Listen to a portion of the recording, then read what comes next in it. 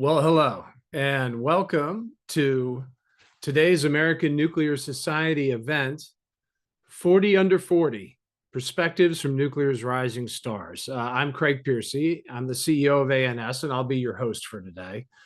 Today's program is sponsored by the Trustees of Nuclear. The ANS of Trustees of Nuclear is our main corporate membership program that supports expanded K-12 nuclear education opportunities in our nation's schools and helps foster better conversations about nuclear with policymakers, journalists, and ordinary people. To learn more, visit ans.org/trustees. Now, before we get started, a couple of quick notes. The Q&A function in Zoom will be open today. I will attempt to address as many of your questions as possible, but apologies in advance if I don't get to yours. And the event will be recorded. A link will be emailed to you tomorrow and also included in our webinar library. And certificates of attendance for the event are available for ANS members by request. See the chat for contact information. So with that out of the way, let's welcome today's guests. He serves as lead for the Marvel reactor at the Idaho National Laboratory, Abdullah Abu Jaoud. She is the assistant professor of health physics at the University of Alabama, Birmingham, and is formerly an ANS congressional fellow, Emily Caffrey. She is the advanced nuclear program manager for Southern Company, Lauren Latham. Next, the director of fuel for the Westinghouse eVinci microreactor, Callie Metzger. Director of product development for BWXT Advanced Technologies, Eric Nygaard. Vice President of Global Business Development at X Energy, Ben Reinke. And last but not least, fuels engineer and clean energy advocate for Constellation and 2023 Miss America, Grace Stanke. Welcome, everybody. Thank you for coming. So before we get started, let me open with this. Beneath all the talk about new nuclear, the challenges, the opportunities, there's an immutable fact. And that is that we are in the midst of the most significant demographic transformation the nuclear workforce is going through, arguably since its birth 8 decades ago. I'll give you a milestone. Last year, for the first time since we can even determine in our records, ANS has more members under the age of 40 than over 65. So that's really what motivated us to start our 40 Under 40 program. So for those of you that are following along, pick up December's edition of the Nuclear News magazine. Everybody's bios are in there. But it's just hard to imagine that this shift is not going to have a major impact on how nuclear gets done in the next 10 years and beyond. So I'm going to go around the horn here. And Grace, I want to start with you. What role do you see young people playing in expanding nuclear as an industry and then also the broader energy transition? Yeah, well, I think when it comes down to the energy transition, the most shocking thing that I think we'll see coming out of Gen Z is we've grown up with this consumerism mentality. We've grown up in this world that's so expensive, where it's the question of me owning a home in my early 20s is slim to none, right? Like the chances of that happening are slim to none. And in that capacity, I think Gen Z is really going to start getting sick of this. Okay, buy something that's already expensive and it only lasts for 2 to 3 years or maybe 5 years. I look at this with dishwashers and apartments that I have. And the reason I bring this up is because we're going to start seeing that discussion move towards our energy portfolio as well. And a desire for that long lasting product, a desire to do big things, I think is really going to come from young people today, is getting back to working together, not just in one entire industry, but doing something for the benefit of humanity as a whole. So I'm very, very excited, honored to be a part of this group of people. I think everybody is truly change makers, and I'm excited to see all the big things that everybody here collectively does together. Yeah, thanks, Grace. Okay, Ben. You've had a lot of experience, right, in academia, then in nuclear policy as an ANS congressional fellow, and now you're in the industry leading strategy, reactor sales. So a lot has changed since you've started your career. Can you talk a little bit about the trajectory of nuclear over the course of your career, and what are some of the key drivers, the things that have changed over that time that have gotten us to where we are? Yeah, thanks, Craig. I really appreciate the opportunity to chat with you all today. I did have the great honor of being an ANS Congressional Fellow as well, like Emily, and got to learn a lot from Craig in that experience. When I started on Capitol Hill in 2016, it was an interesting and kind of foundational year and a huge pivot. And what was interesting at that time was we thought we were undergoing a pivot that looked kind of like the death knell of nuclear as we knew it. But what we didn't realize was there would be a moment happening at the exact same time, which was going to lead to the shift in momentum that we see today for nuclear being deployed around the world. So just to give you a little nugget, in 2016, I was meeting with some of the first advanced reactor developers that had kind of come to market. And in the role I was in as policy staff at the Energy Committee in the Senate, I was hearing about the challenges that those developers faced. But at the same time, the biggest news in Congress at the time around nuclear was the constant rate of plant closure announcements. It was at least kind of one every month or two. And that year, we went from a grand total of around 104 plants that were operating to planned closures of, I think, 10 over the course of that year. Now some of those we had reversed course on, but it was really a drumbeat. And I was working at the time on a bunch of policy that was kind of getting cooked up, and at the same time there was a report I was trying to write for Senator Murkowski, who was my boss at the time, to talk about the plant closures and the effect on the economy. And I couldn't keep up with the rate of closure announcements fast enough to ever get the report done. And at the same time, we had underway the very first ARC 2015 awards, which have been awarded to X Energy and TerraPower to really start to launch the advanced nuclear reactor industry. How things have changed since then. And I would say that one of the biggest things is really not that nuclear necessarily has done something different, but that the rest of the world, the macro environment has changed so dramatically. So if you look at that period in 2016, we had policy support, and nuclear was a bipartisan issue, but it's only become more bipartisan since then. And we've seen tailwinds in the form of policy set forth kind of a macro environment that's super exciting for nuclear at the same time that power demand has just gone through the roof. So if we could go on and on, I could go on and on about this, but just take for I think perspective, that is what happened in 2016. The vast majority of those plants were shutting down in PJM and other competitive marketplaces. Last year in about August, we had a capacity market auction in PJM where the market caps were hit across PJM. And for those of you that don't know the capacity market, ignore most of what I'm saying. Just know that the capacity market payment year over year increased on average close to 10x. And in the two nodes near Washington, D.C., where I live, or where Craig lives and several other folks, they actually blew the caps in those nodes, which were significantly higher. They were 2x above what the rest of the market was allowed to do. And that's just the first, I think, major point in the huge pivot we're going to see towards the macroeconomic tailwinds now pushing nuclear. Mm-hmm. So, I mean, a huge difference, right? And now we're reopening some of those plants that were on your list in the memo to the senator. Again, we've got a couple of congressional fellows. Our other one, Emily, when you're not advising senators, you are a certified health physicist and work as a professor. Talk a little bit about that part of the nuclear industry. What do we need to know about that, and how does it fit into the larger whole? Yeah, thanks, Craig, and thanks for having us, having all of us on here. It's exciting to get this group together. So I'm a certified health physicist. My bachelor's degree is in nuclear engineering, though, so I'm allowed to hang out with you guys a little bit. But I think radiation protection gets a bad name in the nuclear industry. Y'all think of us as the Alara people that are going to come in and be like, "I'm sorry, did you give someone a millirem?"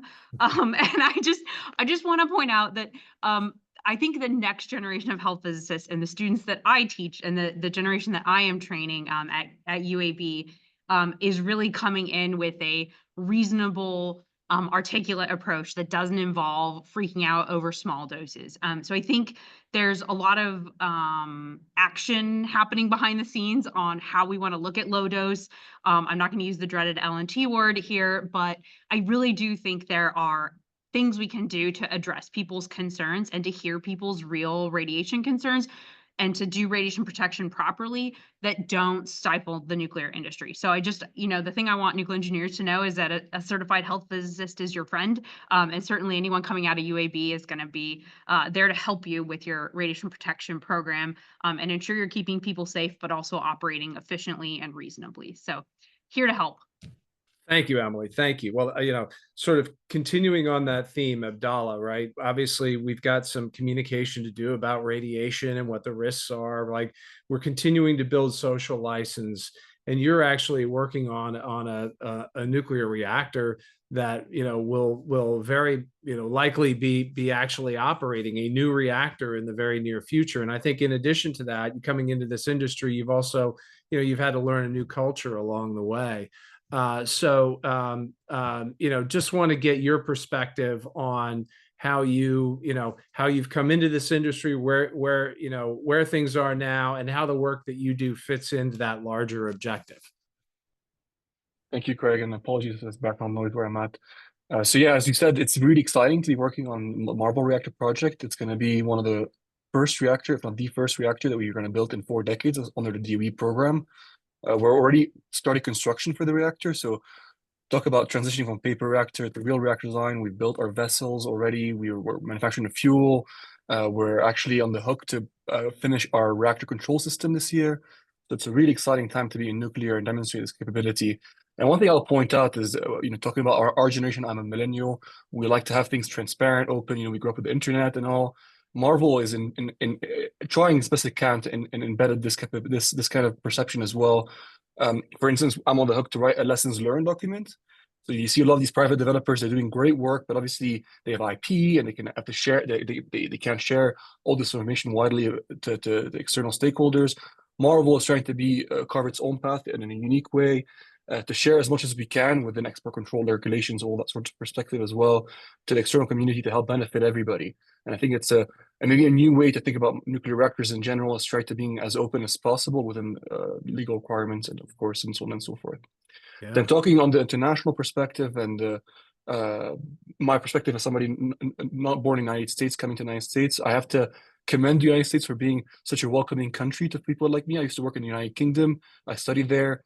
And I made a conscious decision to come here because I felt like this is where nuclear energy is happening. And there's an embrace of people like me to come in and play a role. I have a lot of my colleagues as well in different universities, national labs, I think spearheading the cutting edge and advanced nuclear in general. And it's worth remembering that a lot of the nuclear community in America draws its roots from immigrants that came during World War II to help establish the Manhattan Project and develop nuclear capabilities where it is today. And I think we see that a lot in ANS, and it's growing, I think, in the future. We're seeing more and more people from outside of America coming in and playing a role in this community, and I hope to see more in the future. Mm-hmm. Thanks, Abdallah. So, Callie, I want to move to you. Obviously, you're working on a small reactor, but small things can have big impacts. And certainly nuclear is poised to have a global impact going forward. Talk to me a little bit about, how you see, nuclear and nuclear engineering evolving at the global scale. And I think, climate change, energy security, how do they fit all together? Yeah, it's a really exciting time to be a nuclear engineer and involved in the nuclear industry.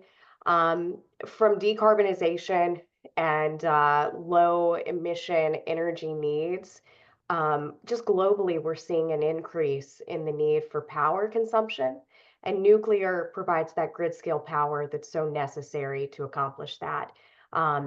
Obviously, energy is a mix. Nuclear provides a stable energy supply that can be used to supplement renewables if that's your option to have additional resiliency on your grid, but it's always on. No matter the weather, no matter the sunshine or the wind, nuclear is always there for you. So it provides a really great opportunity to decarbonize while still achieving grid scale power. You mentioned geopolitics. That's something that we can't, you know, understate. I think everyone is acutely aware that this is a rising concern, and nuclear energy in particular, as well as advanced reactors, they offer a solution here, because you're no longer reliant on importing fossil fuels or importing any other power source, or commodity from a neighboring country. So we're going to start to see countries develop their energy independence through nuclear.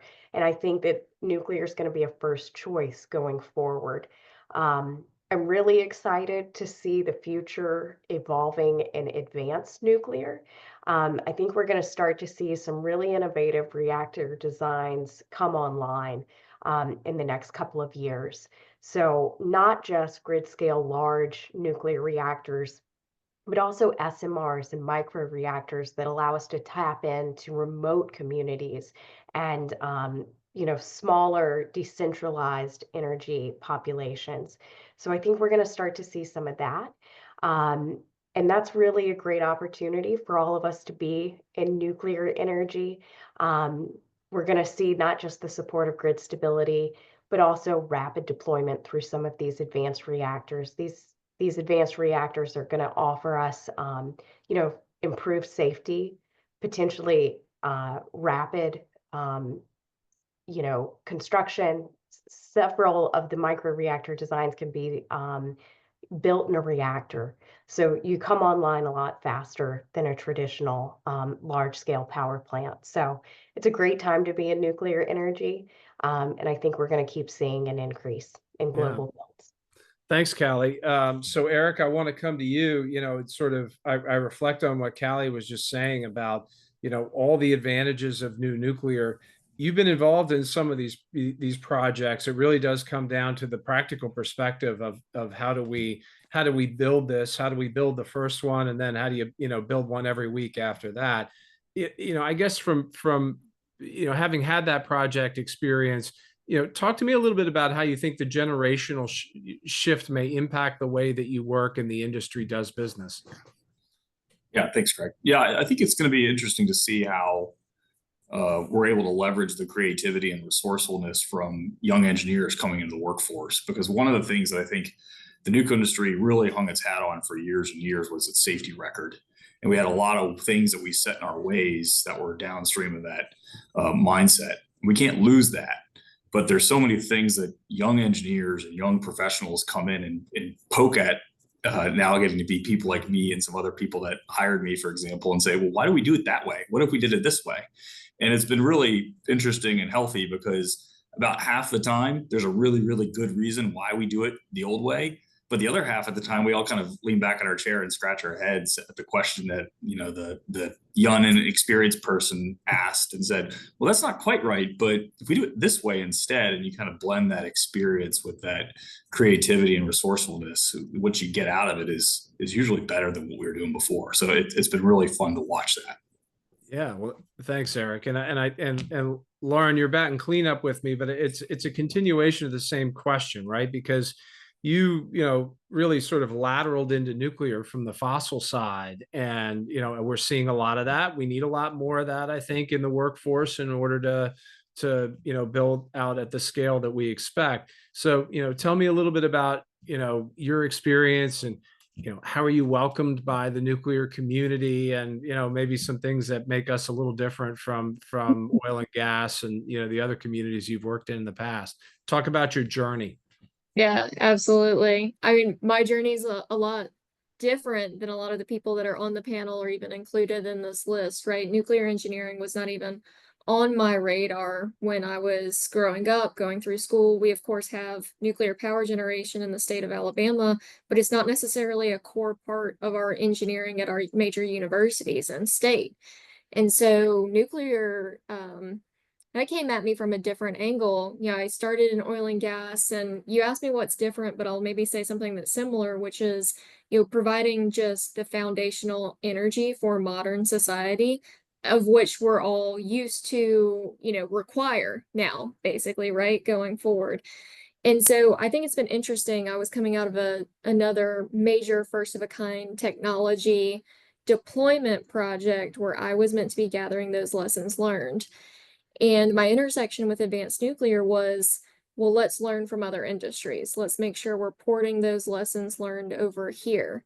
So while I didn't have a traditional path to getting here, of course, this ecosystem and the success of the nuclear ecosystems, it requires all of us. I'm a chemical engineer by training, so I don't understand the neutronics in the core, but that doesn't mean that I don't understand the rest of the facility. And obviously it takes even beyond engineering to make us successful there. So I think it'll be interesting as additional millennials, Gen Zs discover nuclear in their own way and see how, like Eric was saying, they can add their version of creativity and diversity to that conversation. Yeah, thanks, Lauren. So, all right, so we've been around the horn. I'm going to throw a couple questions in. If anybody has, an answer, just jump right in, right? So, very simple first question. Obviously, there's still remaining challenges to the development of new nuclear technology in this country, and everybody has a different feeling as to which one is the biggest challenge or which is the one that we need to get solved today. So, question to you: what do you think is the biggest challenge we face in accomplishing all the things that everyone hopes we're going to do in the next 10 years and engineer a scale up of new nuclear technology? Who's got one? All right, let's go Callie and then Abdallah. Okay, I've got a mix.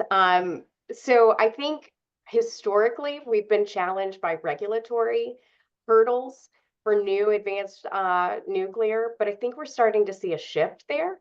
So while it's not perfectly resolved, I think we're going to start to see a real shift enabling more advanced reactors and advanced fuel types to come online here. With the recent passing of the ADVANCE Act and now with Chairman Wright at the helm of the NRC, I really think we're going to have some leverage to push and promote smart regulation of advanced reactors, but certainly expedite the process and support new nuclear. Excellent. Well, that's a big shift, but to your point, right? I think people are beginning to get comfortable with where we are there. So, Abdallah, I'm going to go to you, and then I'll go to Ben and Grace. I saw your hand up before. We'll get to you afterwards. Abdallah. Thanks, Greg. So my perspective is it's mainly driven by economics and costs. That's going to be the biggest challenge that we're going to face moving forward. My biggest worry is that we expect the first of a kind of any new reactor design to be expensive, and it's not something unique to nuclear. Building the first time of anything really is going to be expensive and difficult to do.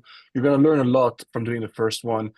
The biggest challenge is if we're going to have enough momentum going behind a larger order book to then go through that cost curve, build multiple of these reactors, standardize them, not get too tempted to tweak the design, customize them from one utility to the next or any owner to the next, and try to get as much as we can lessons learned as we've seen in some other countries like South Korea, China, and other countries around the world. We have a bad track record in the United States of doing so. People skeptical about nuclear energy, I should say, like to point to the negative learning rate that we've seen in the 70s. Now that's driven by a lot of different factors in general, and I hope we don't repeat that in this next next era of deployment in nuclear reactors in the future. Yeah, hopefully that provides a useful perspective. Thanks, Abdallah. Ben,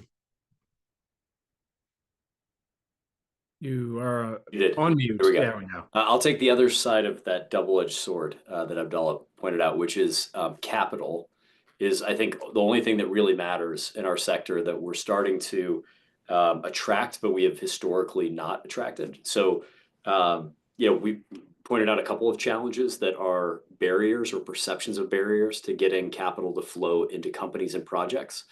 And those have historically stood in the way. But what we're seeing now, I think, is a pretty large transition. So capital is required to design reactors and build infrastructure. For example, our company, we're designing reactors, and we're also launching our first fuel fabrication facility. And both of those are capital intensive exercises. I think the good rule of thumb historically is if you want to design a grid scale reactor, you need about $1 billion to design it all the way through. And so that's one chunk. And then the second is to flow capital into projects. As Abdullah pointed out, you've got a huge demand and capital appetite for projects, but we haven't yet, as an industry, kind of tipped over the curve to see new sources of capital that have never touched our industry, but did touch industries like where Lauren worked before. For example, in fossil fuels, we did figure out how to do it with IPPs, and same thing with renewables. So I think we're on that transition cusp right now, and it's going to change. But capital is the one thing that drives all of what we do. Yeah, thanks. Grace. Yeah, I mean, I think all three of those are great examples. And I just want to say, I used to say a lot to this type of a question that one of the biggest challenges was getting social licensing and establishing that public perception. I really think that nuclear, the entire industry as a whole, has changed immensely in terms of how people in America view nuclear, where I used to go to schools and ask kids, okay, what do you think of when I say the word nuclear? And 80% of the time they'd say bombs, right?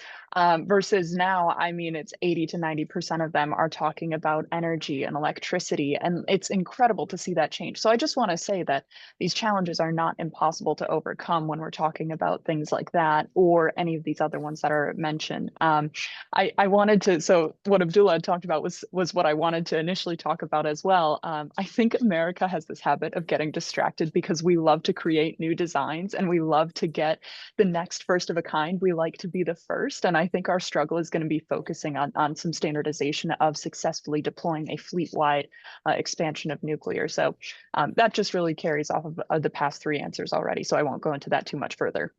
Yeah, well, thanks, Grace. So I will throw this one out because I noticed that there are a couple questions in the Q&A about fuel, right? As we talk about challenges, okay, maybe the regulatory burden of getting a license and making it through the regulatory process is sort of well characterized now, right? There's some guardrails around it that we think we understand.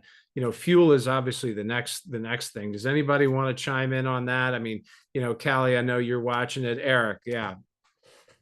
I mean, I think the fuel stuff is super important, but it's also downstream of demand, which kind of goes back to Ben's point. If we have capital as an industry, if we're deploying projects, fuel is a piece of the supply chain. And once we knock that out, the supply chain whack-a-mole game is going to move to the next thing, right? So I think that a lot of the technologies we need to make the fuels we need, both from a mining, enrichment, fuel fabrication perspective, a lot of the technologies are there. We just need the demand on the back end for the new systems to get there. And I think that it's not that it's not a hard problem. It's not that it's going to take a lot of time and energy and a lot of people focused on it, but it is downstream of insufficient demand for our systems and our ultimate products. And once we solve that issue, then I think we'll start solving the enrichment and the other sorts of the fuel cycle problem. Yeah, good. Callie. Yeah, we've got a couple of challenges, I think, ahead of us for fuel. For advanced reactors that require high assay, low enriched uranium, we're anxiously waiting for deconversion and enrichment services to come online. But I did see a question in the chat just around uranium availability in general. So I think that's going to promote the need for additional mines to come online, just primary conversion services to get your ore into a gaseous form for enrichment. I think there's going to be growing need for that as well, especially as we start to see advanced reactors come online alongside the existing demand of our existing global fleet. Add on to that the geopolitics and the prevention of us, trading or receiving uranium from Russia at this point. And I think there's going to be a growing need here that we experience and feel. Yeah, thanks. Abdallah? Just a quick comment on that point. Working for Department of Energy, so there's been a lot of recent bills and activities that have helped unstuck this catch-22 that Eric was kind of referring to, where if you don't have demand, you don't have fuel facilities being built, and if you don't have fuel facilities being built, you might struggle to raise capital. Investors might be skeptical that you have your fuel, so you can build these reactors in the first place. So there's been a bunch of recent bills right now that have been passed with bipartisan support in Congress to enable the investment by the Department of Energy through the uranium fuel supply availability program to reestablish enrichment capacities in the United States, mining capacities in the United States, and also new technologies for enrichment and mining as well that will hopefully help bridge this gap and be the initial buyers of this fuel, so that once the reactors get built and demand materializes fully, the private sector can completely pick it up and lead that afterwards. So hopefully the US government is doing a good job addressing that catch-22. Yeah, thank you. Yeah, it's sort of, for all of these things, right? You can get caught in a do loop of, well, if you don't have this, then you can't get that. But, I think we have to, every sector has to push forward and be encouraged to do so with investment and stewardship from both industry and government. So with that, Emily, you've got something. Yeah, just really briefly, so last year when I was a congressional fellow working in with under Senator Whitehouse on his energy team, one of the biggest things he was interested in on the nuclear side was, and he's a huge proponent of nuclear energy, even though he's from Rhode Island, which has no nuclear power. He really cares a lot about the recycling process and the liability that the US owns by having this fuel sitting around. So I won't go into all the details, but I spent a year working on this for the senator. And I will tell you that across aisles and chambers, there is huge interest in seeing the nuclear fuel that's sitting around the country recycled, put into repositories. Like, there is interest in taking care of the back end of the fuel cycle. So that I do think, barring the calamity that's currently going on, I do think there will be serious discussions around what is appropriate to do next. Once things sort of settle out a little bit and we get back to technical discussions, I really genuinely think that is an area where Congress will be taking action. And I'll say in my lifetime to give me many decades of cover there. Yeah, that is a lot of cover. Maybe in my lifetime might be more appropriate. But all right, so I want to shift gears a little bit because we have sort of the assembled expertise of many of our 40 under 40. You are the rising stars.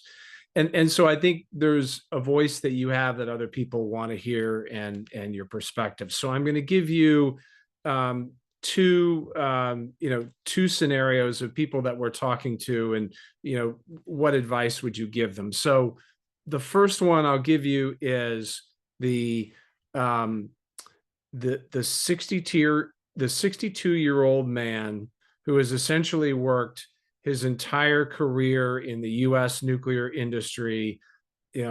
I joked earlier, but it helps, right? You sort of get the visual of loose fitting pleated khakis is, we have a number of them, every industry does, but what do people like? It's really, I'm really describing myself, honestly, but what do they need to hear about this younger generation and what motivates them, and how do you work with them in intergenerational teams? How do you need to change their perspectives so that they can be better, contributors to the overall effort? I'll take whatever hands come up here.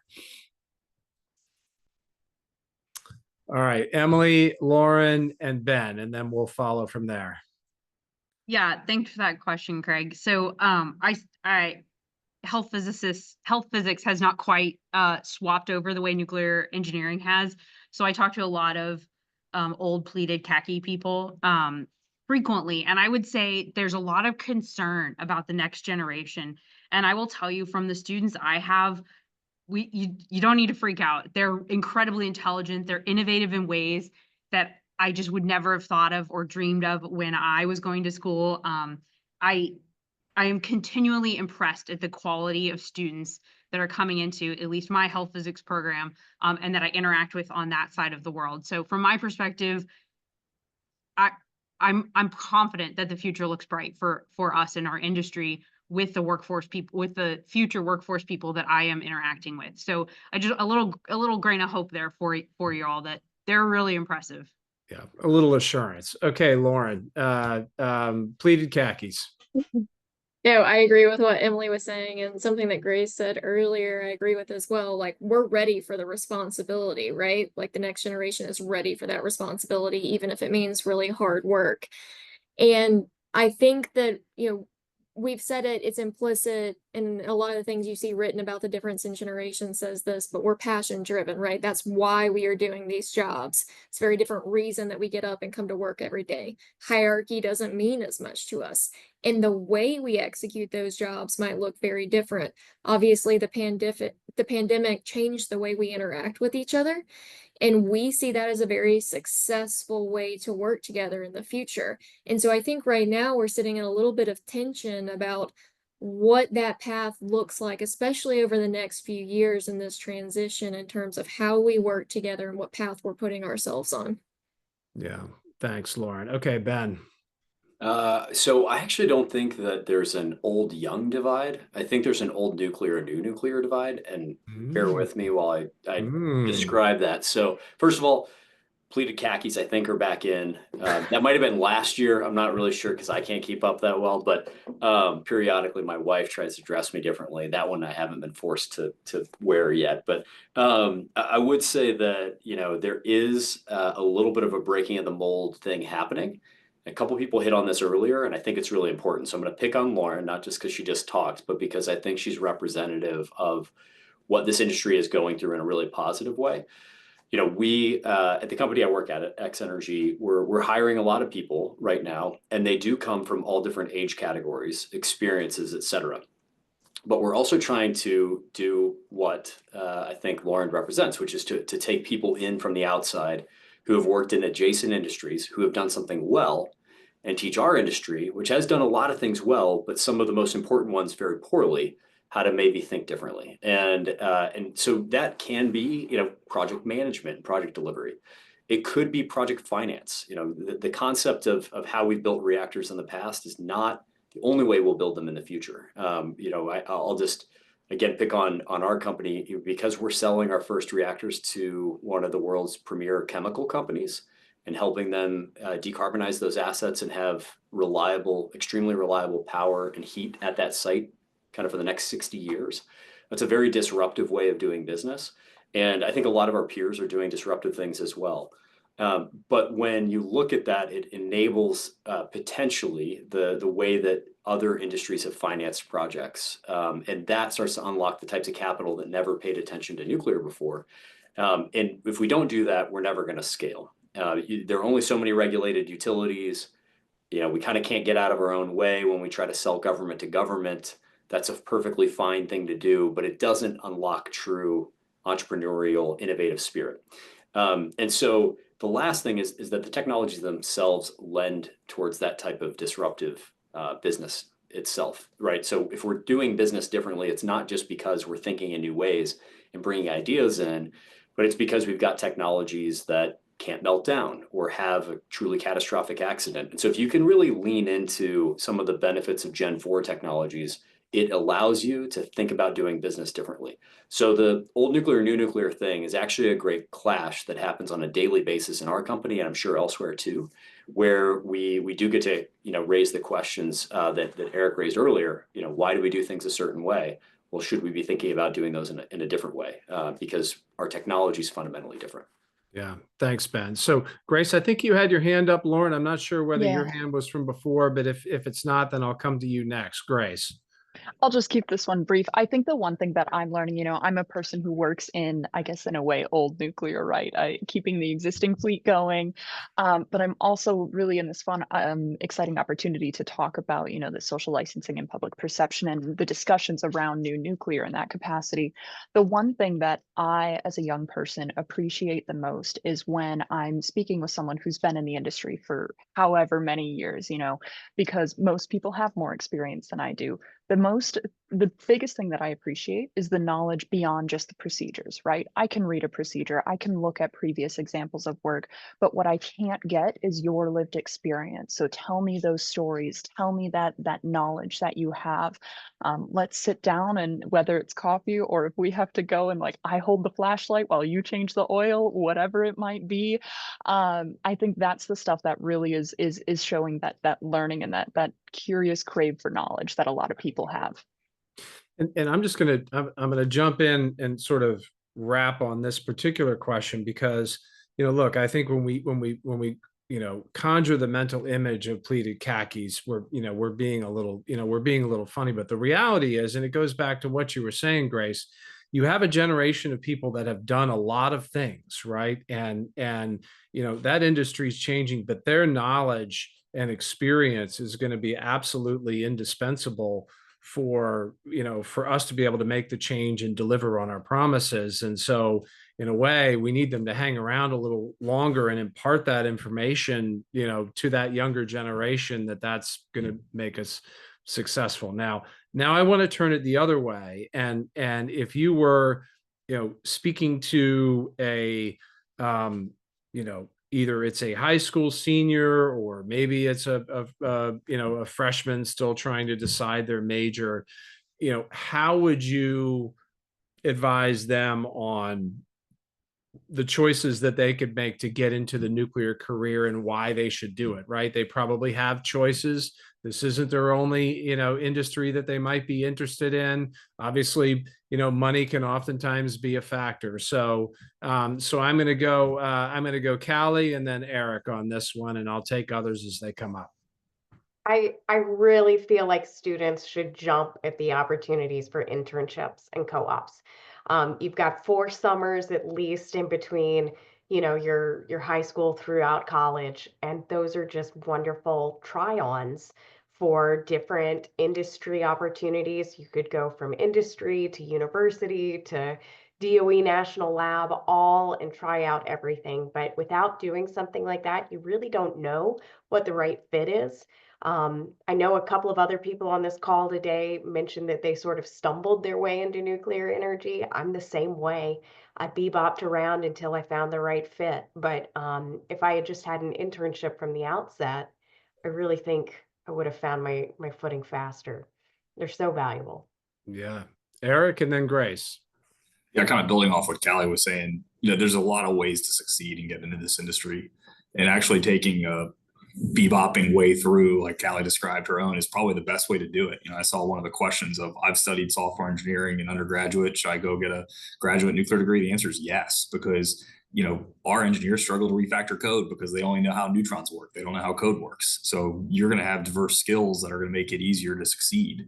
And go get hands-on experience. Go work in a machine shop, and then go study nuclear engineering. Or don't even study nuclear engineering at all, because sometimes those nukes need to be grounded by people that say the tolerance of these two parts aren't going to fit together. Go figure it out, nuclear nerd. And I say that affectionately as a nuclear nerd. So I think that there's just a lot of ways to get into this industry. There's a lot of ways to succeed, and take a weird path, because I think that's going to make you a more well-rounded person. To kind of build off some of the themes we've talked about, is that's what the industry needs. The industry needs a lot of diversity of opinion to complement the skills and the experience we have collectively. Yeah, thanks, Eric. Grace? Yeah, I think Eric really covered it a lot there. One of my favorite things to talk about is, for working in nuclear, you don't just have to go get a 4-year nuclear engineering degree, because the reality at the end of the day is, at a nuclear power plant on sites, you only have maybe 5 to 6 specific nuclear engineers per unit, right? And then you've got maybe some corporate level nukes and things like that. But the reality is, the people that work in nuclear, you've got a ton of trade skills. You've got firefighters, you've got nurses, you've got doctors on site, you've got mechanical engineers, electrical engineers, you've got communicators, you've got the regulatory people that work for companies. Like, there's so many different things to go into. So for me personally, when I'm speaking to somebody younger, let's find your passion first, right? What can you enjoy doing for the next 40 years of your life, whether it's communications work, if it's engineering, if you like coding, that type of thing. And I promise you, there is a place for that in nuclear then. Yeah, thanks, Grace. Ben? I'll be brief. I love what Grace had to say on that. And I think my advice to people that are thinking about the concept at all is, this is a period of time that will be probably one of the greatest disruptions in how we power our lives over the next 20 years, 30 years. And the economic opportunity to jump into the nuclear game has never been greater. And it's going to be one of the few technologies that has a shot at disrupting how humans live. And that makes it a worthwhile venture, and join the biggest, most exciting adventure happening in the energy space. And if you want to do it, pick any path. As I think Eric said it well, try some new things, et cetera, but be a lifelong learner, and then join the American Nuclear Society. Excellent. Thank you. Couldn't have done it better myself, Ben. All right, so I want to, I'm pulling a question off the Q&A here because I do feel like it's appropriate, and I'm just going to read it verbatim. When I was your age, we built plants in 5 years. Now it takes 15 and it costs over 10 times as much. How do we get back there? All right, here we go. The hands are up. I love it. Ben, Eric, and then Abdallah.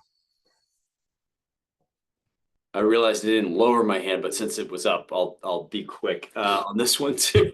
So I think simplicity is key, and taking lessons from other industries is key. So, we have purposely made nuclear reactors much more complex over the years, and we've scaled them up in size in order to make that complexity an economic proposition still.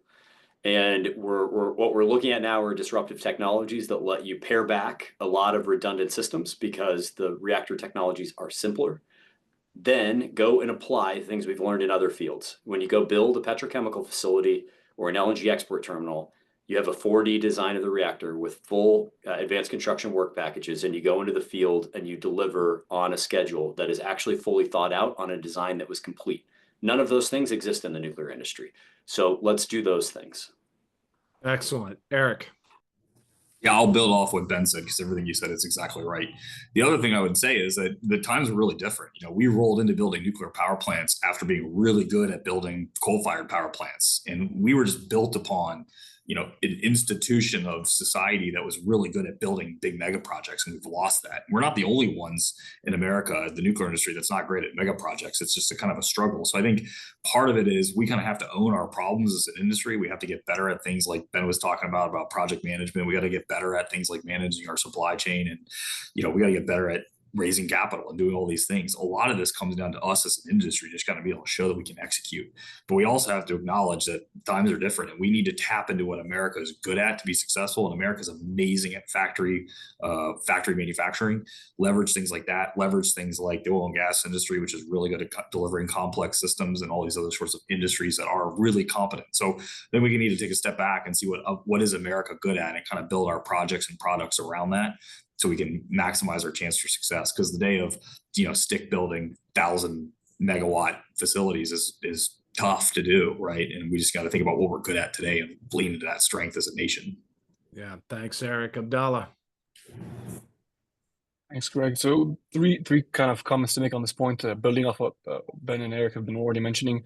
Just one small anecdote. So the AP1000, yes, took a long time to build, and we're over budget in the United States. The first wave of them were also expensive and over budget and took a long time in China as well. But they doubled down, and now we're seeing that they're going to be finishing them up in 5 years, actually, fun enough. So if the United States maybe just did the same thing and learn all the lessons learned there was from building Vogel Unit 3 and 4, and just double down on building the next ones, making sure that we finalize the design, apply all the lessons learned, had a good project management planning, leverage professional EPC companies with experience, supply chains with experience, so on and so forth. I believe we can do the same thing in the United States. And then building off Eric's point, so I'll be remiss if I don't mention microreactors being a paradigm shift. I'm at the microreactor annual meeting right now in Los Alamos, funnily enough. I believe some of these reactor concepts can open up a new paradigm for nuclear. Eric kind of alluded to this, so we in the West in general, our productivity increases. Our productivity actually been decreasing in construction industries, but it's increasing in the manufacturing space. And I believe that going for smaller designs could also be more amenable to what we're comfortable with in the West. So there's a reason why we don't build 1 gigawatt natural gas plants. It's just something that we're not typically used to. I still think we can build 1 gigawatt reactors on time and on schedule. We just have to get better at it. But in the meanwhile, we could also leverage our know-how to build SMR microreactor scale reactors, which I think we're already at a comfortable level of doing so. And then, sorry, my third point, sorry to mention on this, Greg, is a lot of people like to bash on the NRC quite a bit for having difficult rules and regulations when it comes to nuclear. One item we tend to forget is also the codes and standards that can be sometimes overbearing, I would say, on construction and manufacturing of nuclear reactors, and not oftentimes based on experience and hands-on knowledge of assembling these on the field. I've spoken to a lot of Southern Company folks and Westinghouse folks that have talked about how sometimes these codes and licenses don't make sense for nuclear reactors. So I would encourage, going back to the theme of the previous question, folks to engage with communities outside of ANS, so ASME, IEEE, ASCE, get on these codes and standard commissions because they're not normal nuclear engineers. They don't have always an interest in seeing nuclear reactors being built, and maybe try to help bring those to an area where it's more amenable for nuclear reactor constructions in the future. Thanks. So definitely gonna, double up on that one. I know that ANS, we lead on there's a standards coordinating committee that has representatives of a lot of the SDOs out there. And I think that, we're in this interesting time where we need to have standards. We don't necessarily want to box in our innovators just yet before we get to, that standard design. But I think that's what gets us to an nth of a kind cost. And I think, again, I would argue on the large projects, and back to the question that there's a 12-step program, I think, for getting better on building large infrastructure projects, and it starts with admitting you have a problem. And I feel like that America, where, at least the US is at a point now where we recognize we've got a problem. We're looking at permitting reform. We're looking at different ways of doing licensing. I think that I'm sure it's a hard road ahead in a lot of respects, but I think at least everyone's gotten their hand around it. So we've got about 10 minutes left. I want to ask a couple of sort of more general questions. And again, hands up when you're ready to go. But I'm going to ask you this next question very simply. What is the one thing that you wish that every person knew about nuclear technology? So give it a thought, give it a minute, and I'll take hands when they come up. All right, Lauren, then Eric, then Callie. Maybe I'll make it personal to working at a utility. I mean, the utility's focus, we take an all of the above approach. So we're deploying other solutions beyond nuclear. So not everyone at my company's sole focus is nuclear, like it is with a lot of people who are working specifically on this topic, whether at a tech developer, a national lab, or other. And so I think the thing I would want my colleagues to know is that nuclear is a now solution. It's not a future solution. We've got to keep our foot on the gas pedal to make sure that these technologies, that these deployments come to fruition in a time frame that matters to our customers. So I just want to make sure that it's always front of mind, even if it's not the thing that we're actively deploying right now, that's on the company news, et cetera. All right, so I'll go to Eric and then Callie. Yeah, I would just say that, nuclear is such an integral part to modern society and life. People associate nuclear power as what we do, but it's more than that. It's nuclear medicine, it's food sterilization, it's the X-ray scanner at the airport. Nuclear is what powers modern society and makes it great. And we have a lot of technologies that we bring to bear to make life better. And we want to do that more. So I think that's a really important thing for people to realize. It's not just a containment building on the horizon. Yeah, that's very good, Eric. Callie.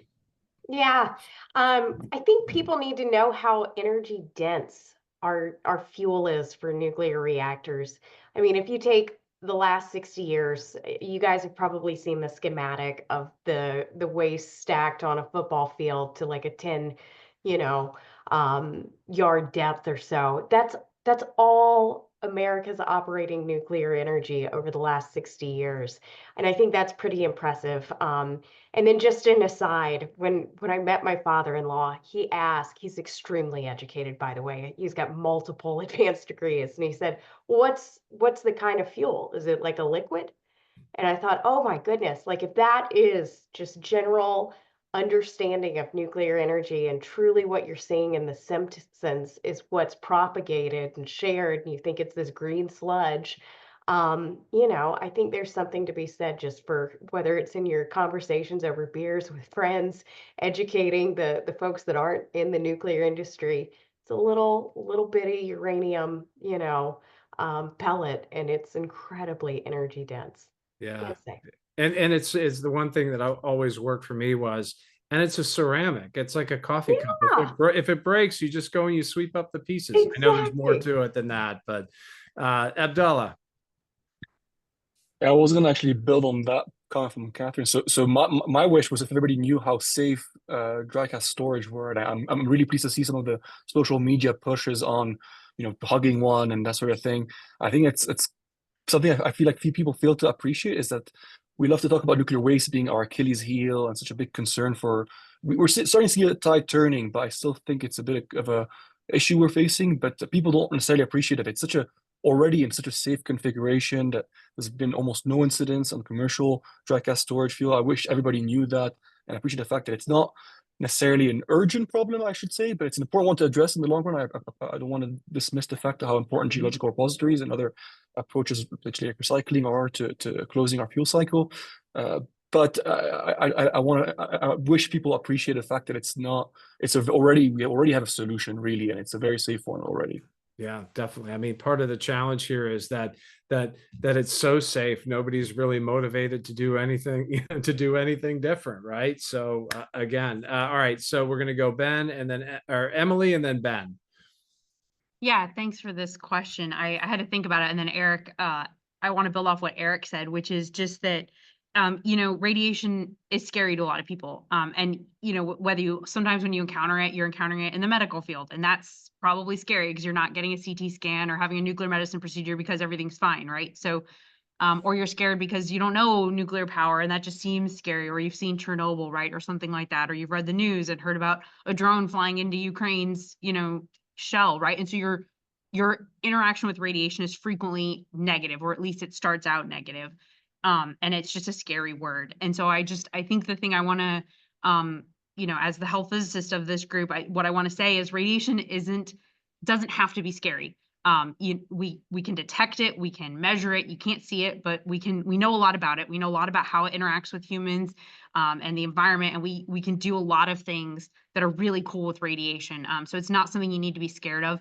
And there's a lot of great resources out there to get information on radiation so that you don't have to worry about it. So if you have questions, I highly recommend you reach out to Health Physics Society has Ask the Experts. ANS has a similar feature where you can reach out and talk to experts, right? And learn about radiation so you can understand it rather than be scared of it. So that's the nugget I'd want to leave people with. Thank you, Emily. Ben. The regulator is not an insurmountable barrier to our industry. In some ways, it's actually the enabler. And it's not perfect. Things are getting better. I think we talked about that a little bit earlier. We're on an upward trajectory, I think, of right-sizing the regulation and the speed and efficiency of the regulator. But what I want people to know is it's a hell of a lot harder to site transmission or build a pipeline that crosses international or state borders than it is to build a nuclear reactor through the regulatory process. And we've built a lot of pipelines and we've built transmission. We can build nuclear too. All right. Thanks, Ben. All right. So we are bumping up against the top of the hour here. Grace, I'm going to pick on you. You've sort of, you've been able to listen to this whole conversation. Takeaway should be for everybody watching today.